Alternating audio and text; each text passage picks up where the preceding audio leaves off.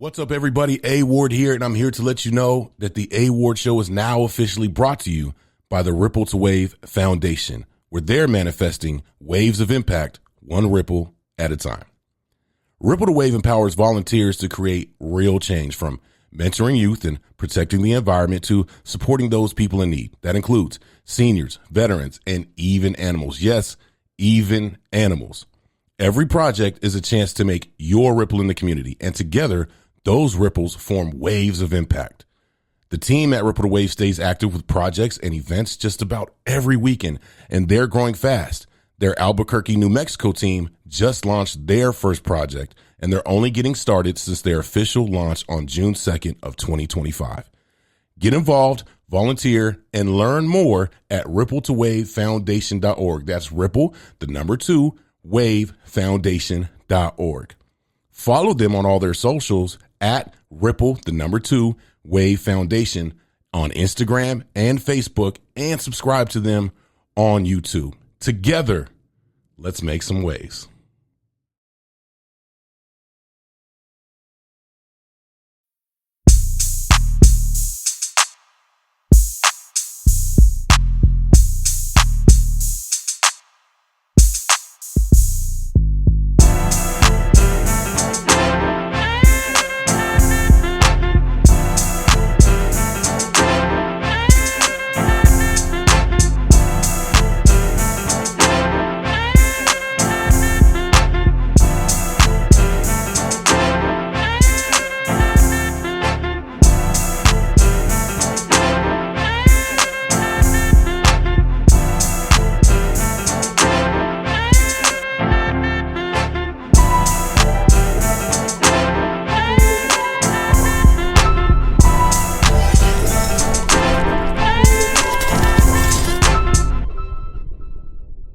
What's up, everybody? Welcome back to the A Ward Show. I am your host and engineer and video. I'm all the things. I am A Ward, and I thank you for joining me for another week. Welcome into episode 5. And if you are new to this and not true to this, like my man Anthony Freeman says, this is a show about sports, music, entertainment, and whatever the hell I want to talk about. Make sure you hit that link tree, follow your boy on all the socials. And if I'm not on a social, let me know. I'm pulling up. I'll be there.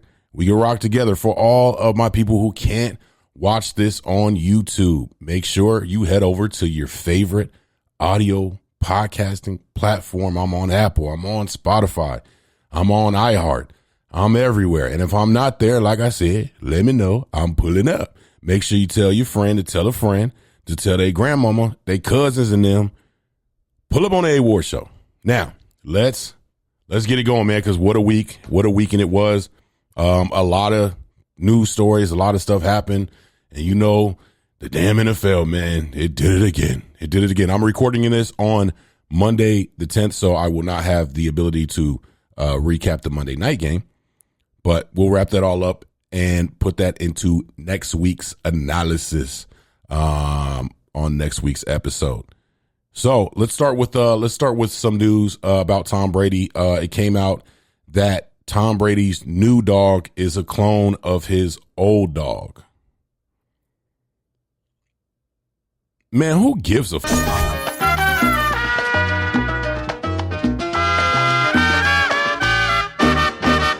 Je ne sais même pas.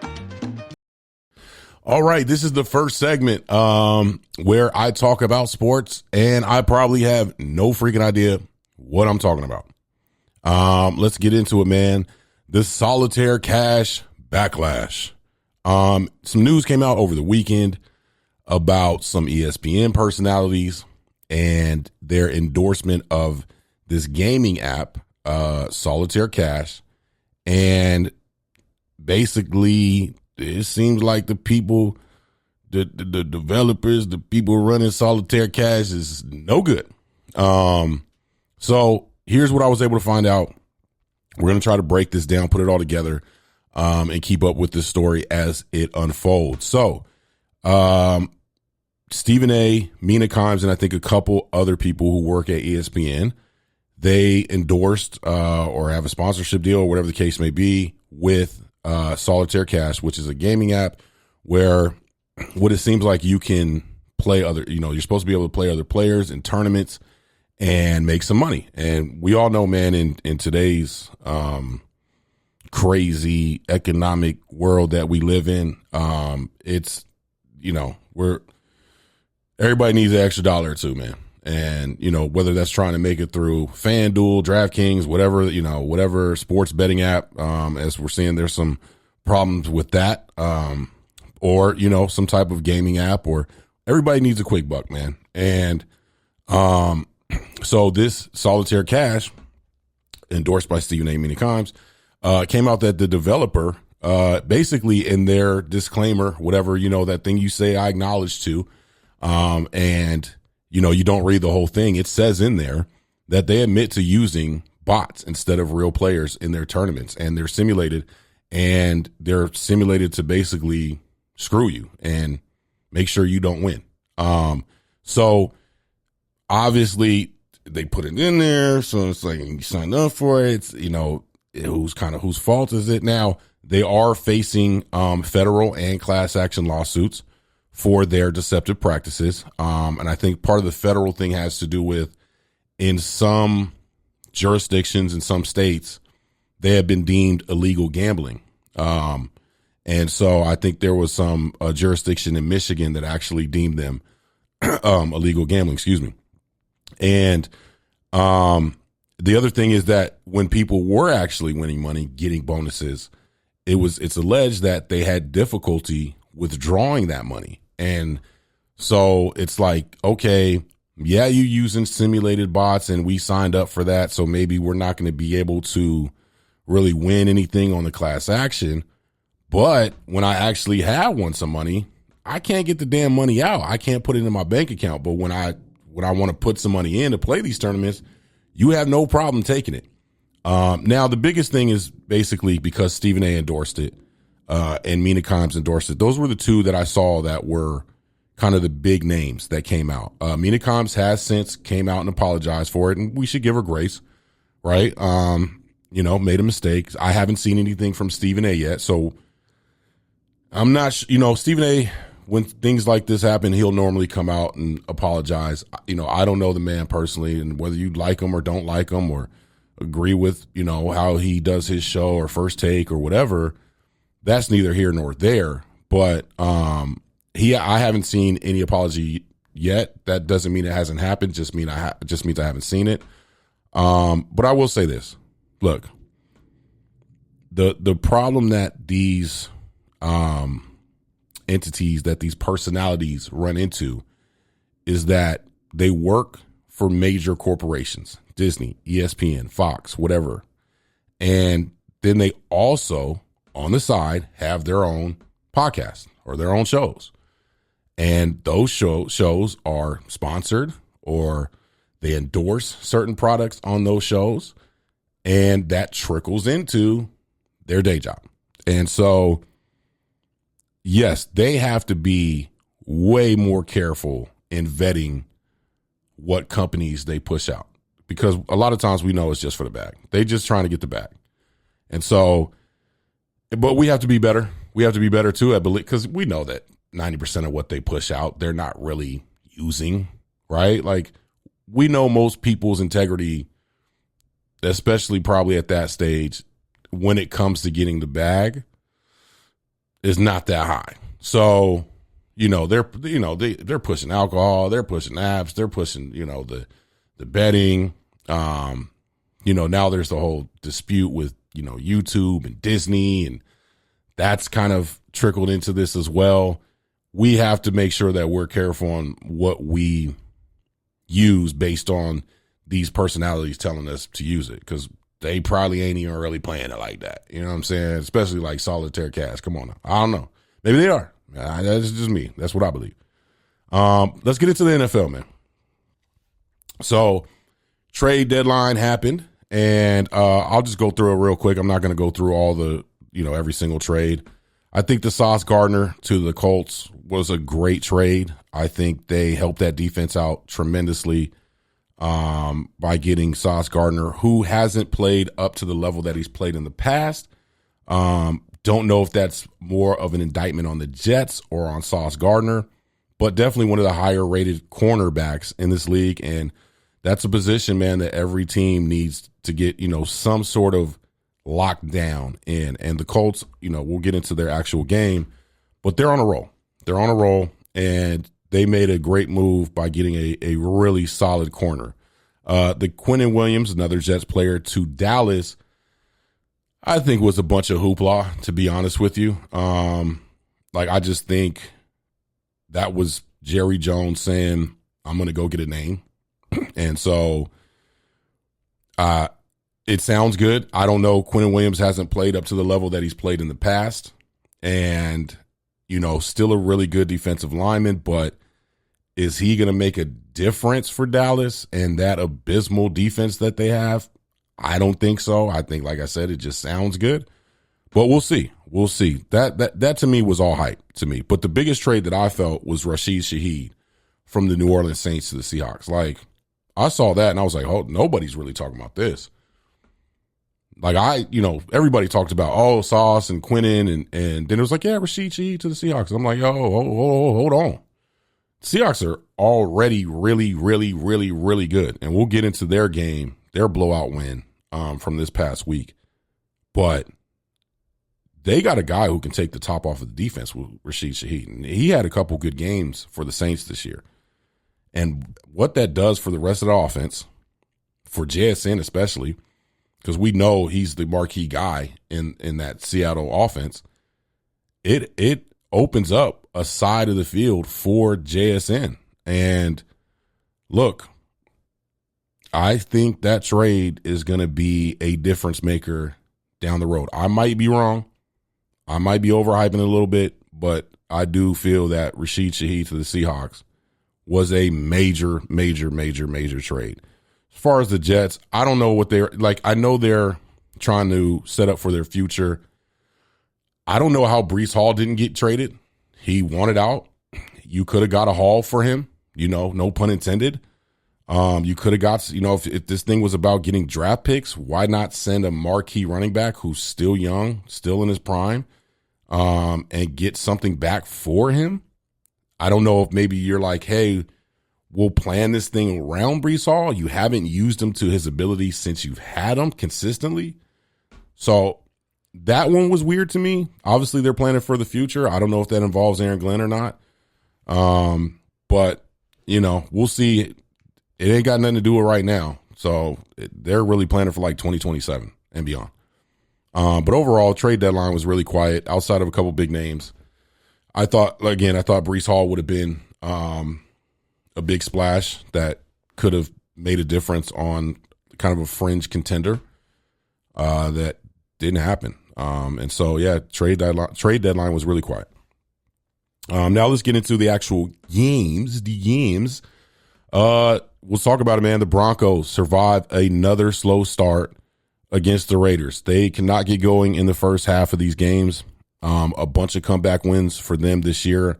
I've talked about it, man. I don't know what the secret sauce is for Sean Payton and Bo Nix. Bo Nix did not look good during this game. And they get another win, albeit against the Raiders. You got to beat who's in front of you. Now, I will say calm down on jumping off the Bo Nix train, if you will. Like a couple weeks ago, everybody was like, yo, Bo Nix is playing pretty good. Now they're like, yo, Bo Nix is trash. He had a bad game. They're still winning. And so, and he's still I think he's still pretty up there with as far as total touchdowns for the season. So I say just calm down on Bo Nix. Sean Payton's a good coach. He'll get that figured out. They're still at the top of that division, no matter how they do it. If it's ugly, it's ugly. But it still has a dub at the end of it. You know what I'm saying? So calm down. Broncos will be fine.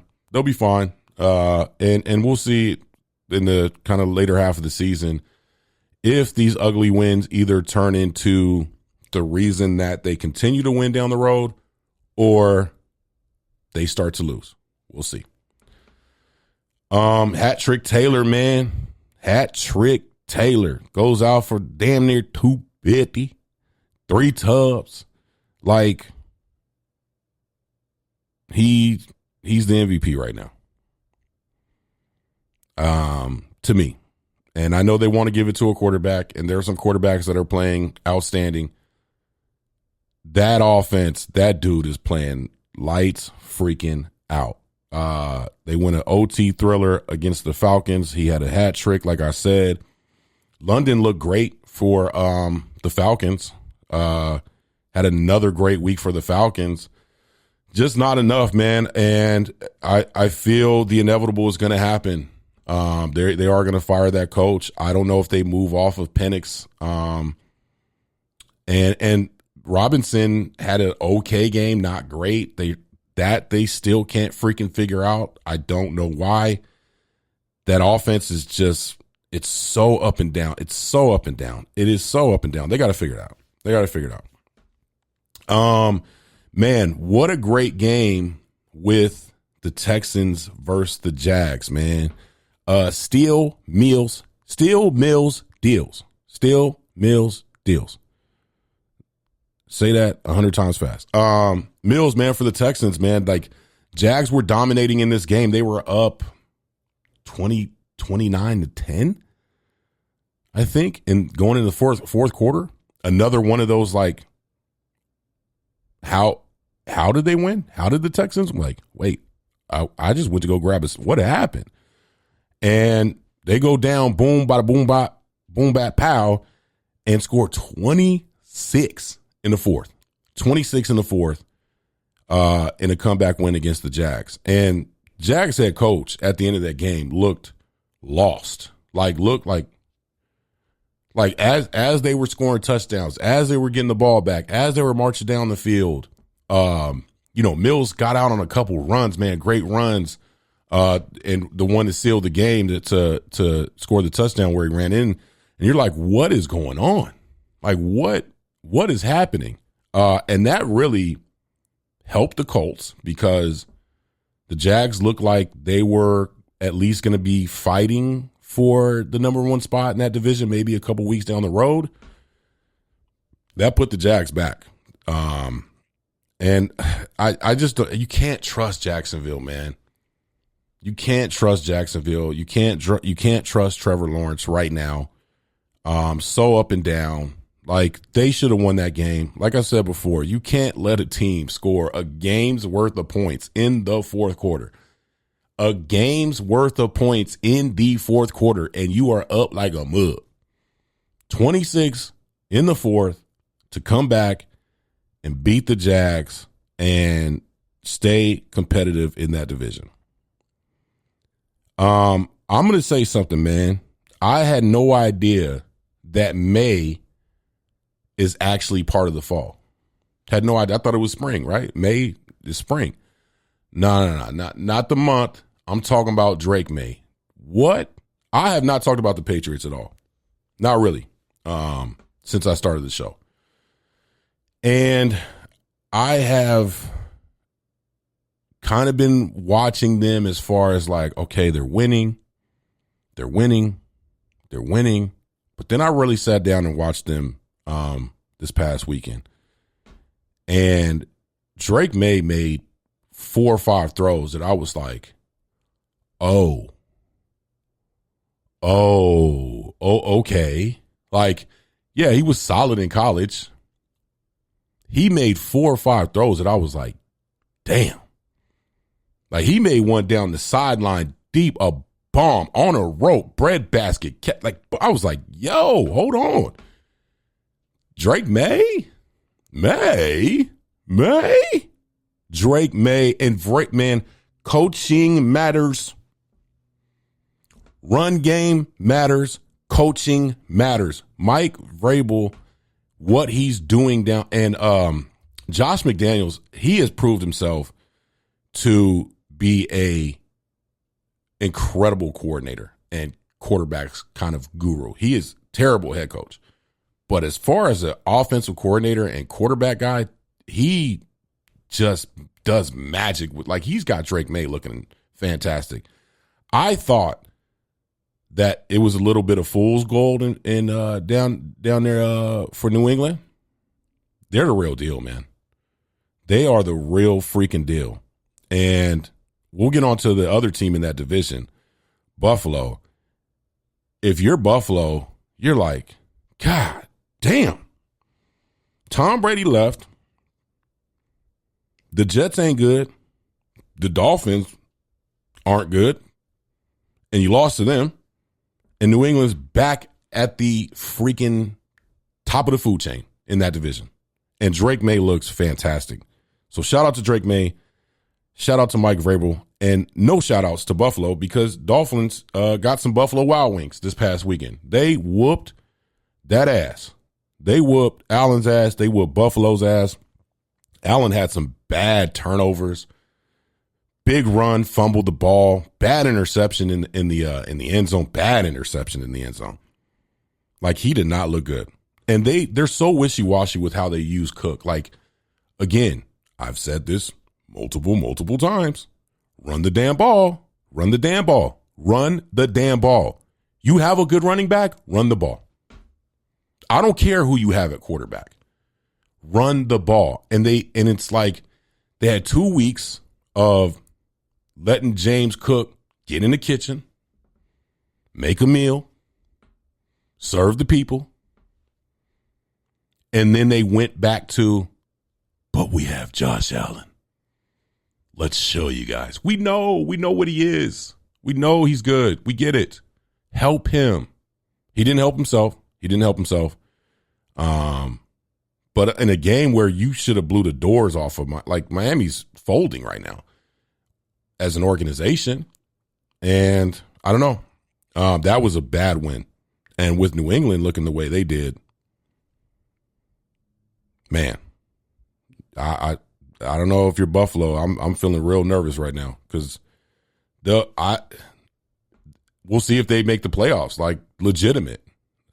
There's some teams on the come up, and Buffalo, you can't have the up and down that they have. Speaking of up and down, and went from down to up, the Bears. Caleb was okay in this game against the Giants, and we're going to talk about the Giants. But he was great at the end of this game. He was great. He and Ben Johnson are starting to figure out Caleb's strengths in a way that is translating to wins. And we know Caleb doesn't really turn the ball over. He didn't turn the ball over last year that much. But he did hold on to the ball a ton. And he had 2 big runs at the end of this game that sealed it. And that's when he's at his best. It's the improvisation, yes, but it's making the right decision when you're improvising. Like, not just running east and west and still looking for somebody who's not open. Make them feel like you going to take off at some point and keep that defense honest. And still using the run game. End of that game was man, really good. They came back, beat the Giants. But breaking news as of today, Dayball, and obviously whenever you're watching this, you have already found out that Dayball, the coach of the Giants, has been fired. And rightfully so.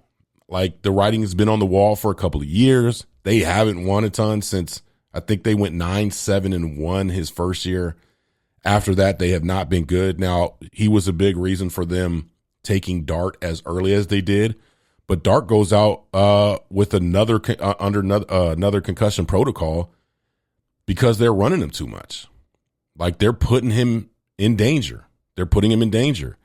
And like I talked about with Jaden Daniels, which came to light right after I talked about it. Wasn't able to talk about that game because I hadn't watched it yet before I recorded the last episode. It came to light. They put Jaden Daniels out there and he got hurt. And now he's out. And I think this is Jackson Dart's like fourth or fifth time this year in concussion protocol. And then you look at what Indiana Jones is doing down there, Daniel in Indy, and how he didn't look so great for the Giants and now looks really good, at least really serviceable quarterback, even though they've got JT, and I get it. I think all of that led to we got to get Daboll up out of here. We got a future guy in Jackson Dart. He goes out again. Like if something they don't want like a Tua type of situation where you're like, hey, is this dangerous for this guy? And they're using way too much in the run. Like he's mobile and agile, but he shouldn't be in the run game. Like the way they use him. Man. Talked about it, man. Talked about Rashid Shaheed. Talked about the Seahawks, man. And talked about Bominicious. Anybody ever seen Cedric the Entertainer on Kings of Comedy? There's a joke on there where he's talking about Bominicious. Go look it up. It's a dope joke. JSN, Bominicious, JSN. You got to call him Bominicious. You got to call him by his initials. JSN, Jackson Smith, and Jigba and Darnold do it again. Darnold had some bad turnovers in this game, and it was funny because I was on the phone with my boy, and I was like, yeah, man, Darnold's looked really good this year. Like, hasn't really, had a couple bad turnovers at the end of those 2 games, but doesn't really turn the ball over like that. Like, boom, boom, like turnover, right after I said that. I was like, maybe I should shut the hell up. But they absolutely blew out the Cards, and it was because of law and order, man. DeMarcus Lawrence had 2 return fumbles for a touchdown. This dude's been in the league forever, it seems like, and is still playing at a high level. And Cards did not look good after they made the kind of obvious decision to put Kyler on IR. But they might have to go get Kyler off of IR the way Jacoby looked in this game. That offense didn't look the same. Wasn't competitive game at all. And Seahawks, man, they keep it rolling. Like, even though Sam Darnold had a couple interceptions and some turnovers in that game, he still looked really good. He still had some great throws, pinpoint accuracy, and the run game actually went off for them. Like, Charbonnet was balling at the end of this game when they were like, hey, we're just going to run this thing. Kenneth Walker had a couple big runs. Like, they looked really, really good, and just overall a complete team, man. They are scary as hell in the NFC. They are the real deal. And like I said, outside of those 2 losses to 2 really good teams in the Bucks and Niners, they're at the top of the NFC West, which looks like it's definitely going to house 2 playoff teams, if not 3. Now let's actually get into that game, where, the Rams beat the Niners. And here's the crazy thing. So the afternoon games were, the Seahawks versus the Cards, the Lions versus the Commanders, and then the Rams versus the Niners, and they were all almost the same score. Like, I think the Niners and was it the Niners and the Seahawks? I think it was the Niners and the Seahawks game was exactly the same. I think it was 44-22, and then something like that. No, the Rams was 42-26, and then the Detroit versus Commanders and the Seahawks versus the Cards was both 44-22, if I'm not mistaken. They were all like right around the same score. So they were all afternoon blowouts, and they were all outside of maybe the Detroit and Commanders, because Jaden Daniels didn't play, were kind of favorable matchups, like good matchups for the afternoon, especially the Niners and the Rams. I thought that would be a lot more competitive. Now there's a video floating out and about of the old LA Rams team, and where they did this song called Let's Ram It. This video is hilarious. Like, it's, for all my pause people out there, man, it's crazy pause work in this video, man. So let's ram it, ram it. This is Big Bad Jackie and I'm starting this off. The Rams get down so nobody score. And don't you worry, cause the Rams are rapping. When game time comes, give it back to Jackson. We can't sing and our dance is not pretty, but we'll do our best for the team and the city. So get on your feet and clap your hands. Let's ram it right now with the LA Rams. Hollywood handsome, Dodge City tough. If you throw it my way, it's gonna get rough. I like to ram it, as you can see. Nobody likes ramming any more than me. They call me Jeter, nobody dresses sweeter. But under this cool is a quarterback mistreater. I come from the air, looking for the sack. I don't stop coming till I put them on the back. This is limousine with it, my moves are like dreams. They call me the demon on special teams. I know how to rock it from the toes to the head. When I pull the trigger, I'll knock you dead. I'm a mountain man from West VA. They call me Herc and I came to play. I learned long ago if you ram it just right, you can ram it all day and ram it all night. If you guys get a chance to see it, man, watch it. It's hilarious, man. But the Rams rammed it, man, against the Niners, man. Like, they looked really good. Stafford is just he is on a Hall of Fame run. Like, he is on an MVP run. Like, he's looking probably the best he's looked in years. And to think about, it was 50-50 if he was going to be on this team going into this year. So, like, he looks great. Kyron Williams just continues to ball. It doesn't matter who Stafford's thrown to, whether it's Higbee, Devontae, Kyron, Puka, does not matter, man. He just gets it done, leads the league in touchdowns this year, and, went into the game leading the league in touchdowns, left the game leading the league in touchdowns. Like, he's just cooking, man. Like, the Rams are the real deal. Now, what's crazy is because their win-loss record in the division, they're still number 2 in the division behind Seattle. So look for the end of this year, those matchups are going to be the real deal. Huge win against the Niners, though, because Niners win, and then I think they would have been in first place because they beat Seattle and they beat the Rams. So huge win for the Rams for that division. Definitely looking forward to their games coming up here. Talking gibberish, man. Gibbs, speaking of the afternoon games, Gibbs went the hell off against the Commanders. Gibbs went off. I was like, there you go. And Goff did not look himself in the beginning of this game. Had some really weird throws where he was holding on to the ball a little bit too long. And then they realized they got J-Mo, man. They got J-Mo Williams, and who I felt like they used him a lot better during this game because they normally just send him on like goes. And then they let Amon-Ra do the kind of intermediate underneath and let Amon-Ra kind of cook, yards after catch type stuff. They had J-Mo going across the field, running some wheel routes, some sail routes. Like, they used J-Mo, and the big thing was that they were saying Dan Campbell called the offense. He called some plays, and that's why they ended up blowing the doors off, the Commanders. We'll see. It could have been all for show. But if that's the case, man, like, Dan, you probably want to keep calling some plays, man, because that offense in the second half of that game looked good, man. But even in the first half, when Gibbs was just going off, like, out the gate, like, passing touchdown, rushing touchdown, just cooking for, like, every time he got in open space, which we know he can do, just went crazy. So, not Rams, the Lions are still at the top of that division.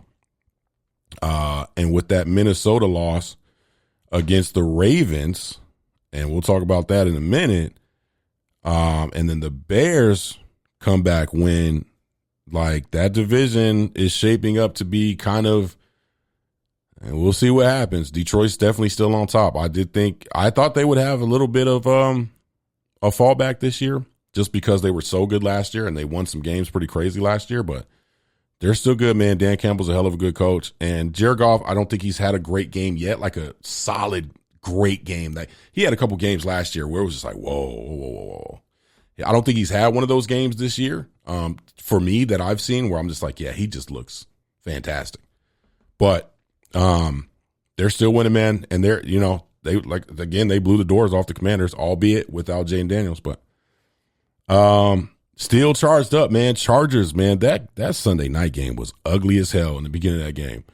It was like 3-2 for forever, it seemed like. Then it was 10-3 or 9. I was like, what the hell is going on? That game was ugly as hell for both teams until the Chargers woke up, man. I think Herbert is 4-0 this year in primetime games. Like, Harbaugh's figuring it out like he always does for the Chargers. and they stay competitive in that division. Steelers, had a good win against the Colts the week prior, but they are probably the most untrustable division leader right now. Like, we'll see. We'll see. And what's crazy is with that loss against the Chargers, the Ravens are like a game or 2 games back. Let me see here. Let me see real quick. Let me check. I think I was looking it up yesterday too. Because the Ravens are now 4-5. And where you at? Ravens. Where you at, baby? Let's look at the standings. Here we go. Yeah, the Ravens are a game back. So Pittsburgh is now 5-4 after that loss to the Chargers and a conference loss. And Baltimore is 4-5. That Snoop Huntley win, man, I'm telling you right now. Damn it, Snoop Huntley. If they mess around and make the playoffs, Snoop Huntley deserves, I'm not saying he deserves like a Nick Foles statue outside of Baltimore, but damn, man. Damn, that Snoop Huntley win looks way, way, way, way nicer now. Way nicer. Like, Baltimore are right back up in this thing, man. After being left for dead, they are right back up in this thing. I'm telling you. Man. Like, this is what you got to love about the NFL. It's what you got to love, man. Like, how? How is Baltimore right back in it? They right back in this thing. So, Steelers, y'all better. I'm going to figure it out, man. Because y'all might be about it here. NCAA, I'm gonna say there's a bunch of coaching openings, and I'm gonna save that until I'm gonna save my opinion on that. I've been wanting to talk about it, but I kind of want to see the direction of some of these teams. The playoffs, the actual CFP rankings are out. I'm not really going to talk about that yet because none of that shit matters right now until the next couple of weeks. There's going to be some big games, obviously some big conference games, conference championships, stuff like that. So it's shaping out to basically be, the SEC and the Big Ten and sprinkle a couple other teams in there. Indiana looks like the real deal. Ohio State obviously looks like the real deal. Texas A&M looks like the real deal. So the top of that CFP rankings, is probably going to do some real damage. We'll see, though. We'll see. There's some really important games coming up, and we will break those down as they happen. Just kind of waiting to see where this thing leads us. I don't want to jump off the cliff too early. You hear me? Yeah, so now for the segment, that tells you what you watching on the boob tube. The boob tube is so good, you got to force yourself to go to bed. This is Turn the TV Off. TV off, turn his TV off, turn his TV off, turn his TV off. All right, for this episode's Turn the TV Off show, we just started watching Down Cemetery Road on Apple TV. Just started watching, so like 2 episodes in. And I'll tell you what, the preview, the trailer did no justice for how good this show has started out to be. So basically, I'm not going to give too much away because the first episode will explain it. There's some shady shit going on for sure. There's some shady and some cover up type stuff. And so it's basically about this woman, an accident happens that involves a young child, and from there she's like trying to find out what happened, and nobody's giving her information, so she hires a private investigator, and then boom, and that's where the show starts off. And there's a lot of good nuggets. There's a lot of like stuff they're tossing in the air in the first 2 episodes that I think is going to land later down the line. the trailer did absolutely nothing for how good the show has started out. Like I said, I'm only on the first 2 episodes. So, it's hard when you got to watch these sports. You know what I'm saying? I'm like, I want to watch Down Cemetery Road, but I got to see the end of this ugly ass Chargers Pittsburgh game, which ended up being a blowout.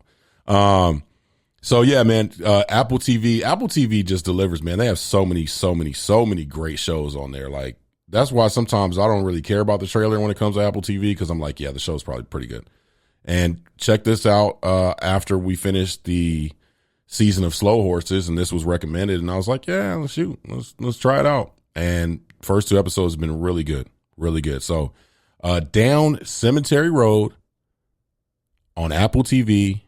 That is my show for you on Turn the TV Off. Now, typically, I'm going to give you something to listen to, jump in the whip, going to the club. But I just want to talk about some music. So let's get into the music segment of the A-Ward Show. I don't know why I paused like that. The A-Ward Show. This is What You Heard.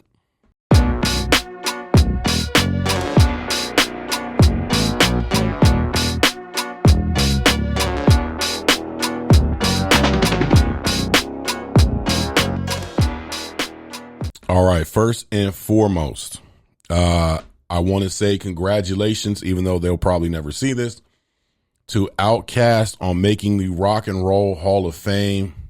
Like, for us, 90s, 2000s, you know what I'm saying?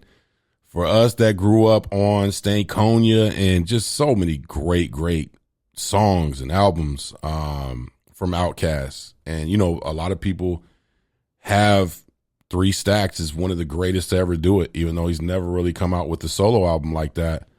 Those 2 changed the game in hip hop, and what they did for a lot of people want to say the South. Yes, for sure. Like, coming out of Atlanta, definitely changed, definitely a different sound. Dungeon Family, definitely a different sound, different vibe that, we weren't used to with a lot of the music either being from the East Coast, New York, obviously the West Coast, the big movement, Death Row Records and all of that. But Outkast changed hip hop and changed music, man. They attack music in such a different way, and just really innovators, man, in this game, in this music game. So just want to give a quick shout out to Outkast, man. Congratulations on making the Hall of Fame. Well deserved. And we love y'all. We love Outkast. I want to shout out a friend of mine, not a great friend. I know him, but Mega Ran, like, my Mega Ran busy, man.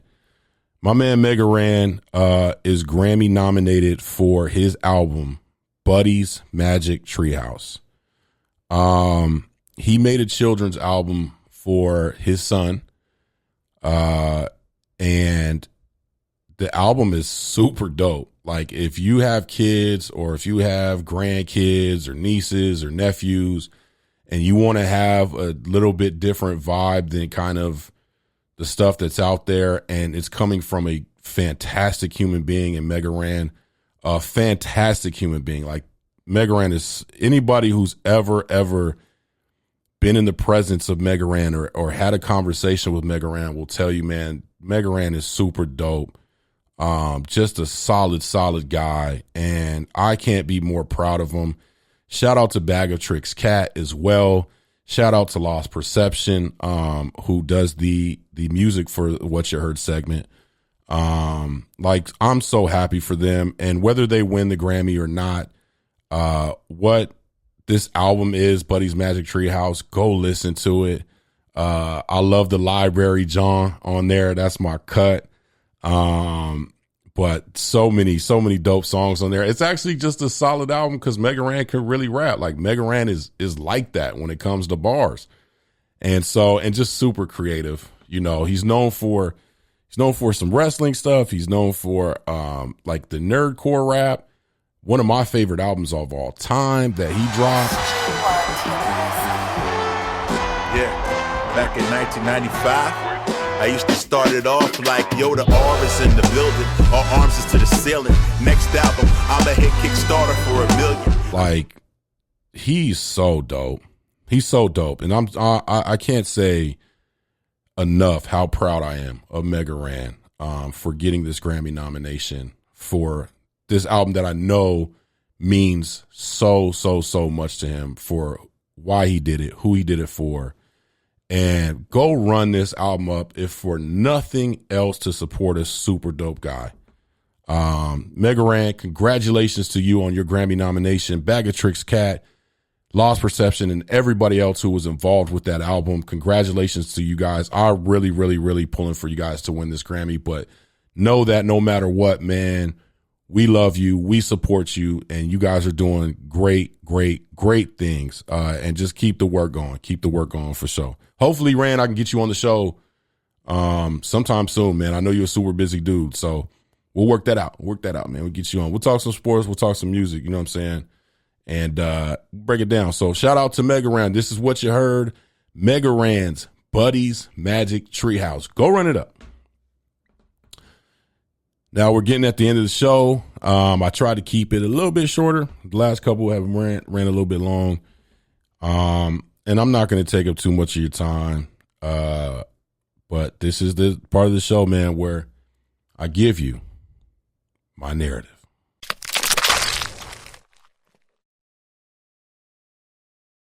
So,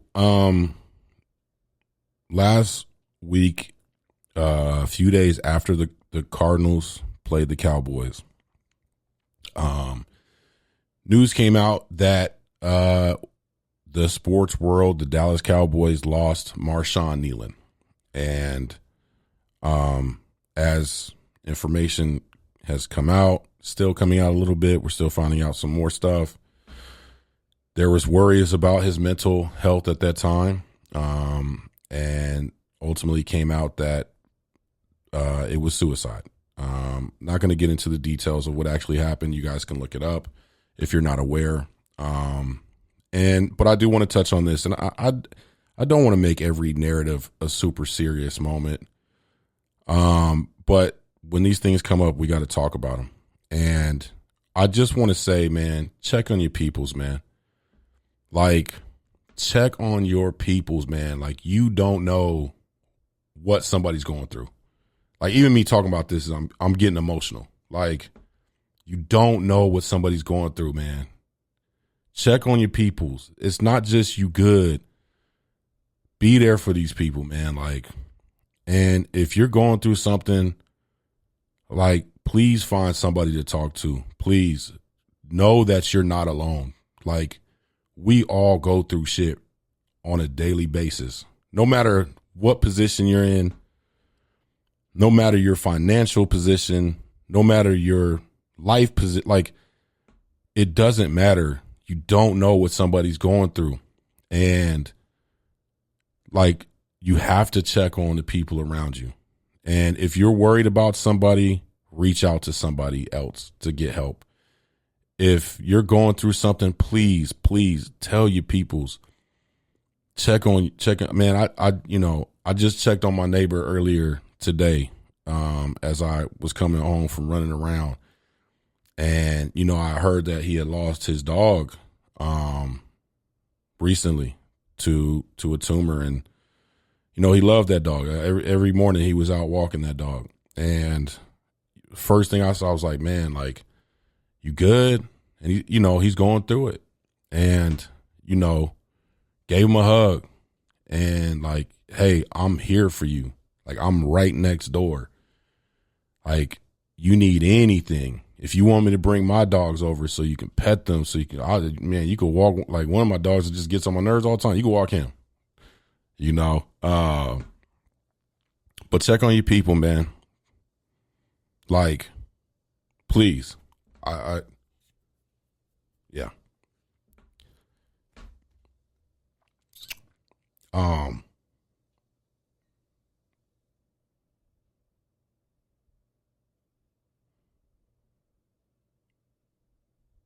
Appreciate you guys for pulling up to the award show. Love y'all. Y'all have a great freaking week. And I'll see you. Make sure you tell a friend. Hold on, I'm throwing my game off. Hit the link tree. Pull up on the socials. Tell a friend to tell a friend to tell their grandma, their cousins, and them. Pull up on the A-Ward show. I'll see y'all next week. Have a fantastic week. And I'll see you, turkeys, next week.